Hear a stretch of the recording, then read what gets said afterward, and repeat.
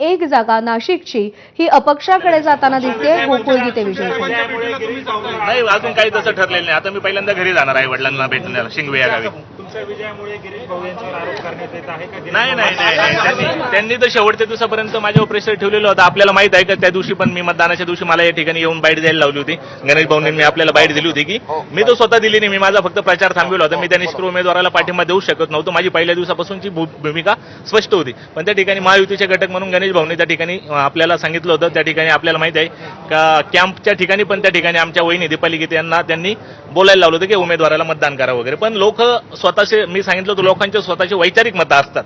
पक्ष आदेश व्हीप वगैरे या गोष्टी कोणी आजच्या काळात मानत नाही. 2018 साली पण भारतीय जनता पार्टीने तेव्हाच्या उमेदवारांसाठी व्हीप बजावला होता. त्या काळात पण लोकांनी या दराडीने विश्वास टाकला होता. दराडीने तो विश्वास गमावला म्हणून गोकुळ गीते आज आमदार झाले.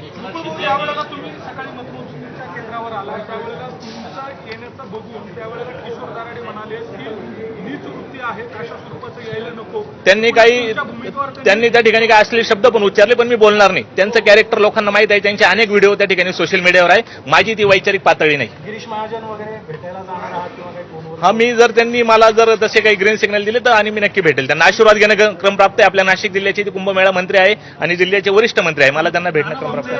सामंतांचा निरोप आलेला आहे. मला अजून माहित नाही. ते विशेष विमान तुमच्यासाठी पाठवताय शिंदे साहेबांचा आशीर्वाद घेण्यासाठी. मी तुम्हाला एकच सांगेल, मी विमानात बसलो तरी माझे पाय 6 वर्ष जमिनीवर राहतील.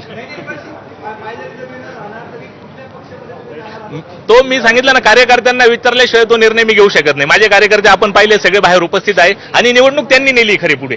हा त्यांचा विजय, तो अधिकार मला नाहीये. नाही, अजून काही ठरलेलं नाही. अरे हा, मी सगळ्यांची माफी मागतो. आपण मला 1 जून पासून आपण मीडियाने या ठिकाणी माझी बाजू लावून धरली, त्यामुळे हा माझा विजय झाला. त्याच्यात आपला खूप मोठा बहुमोलाचा वाटा आहे असं मला वाटतं.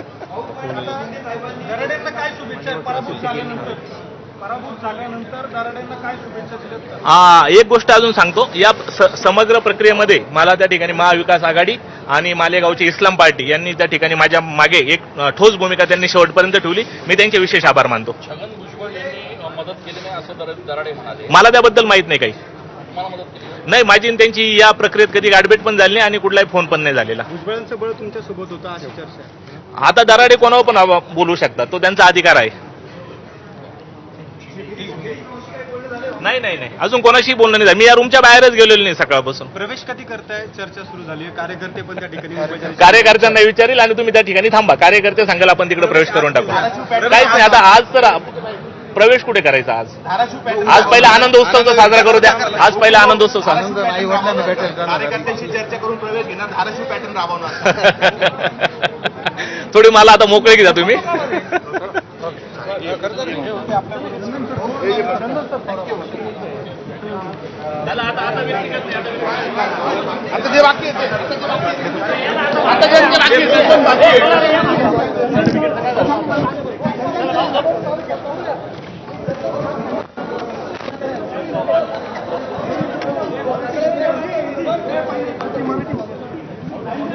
हिंदी क्या हिंदी क्या हिंदी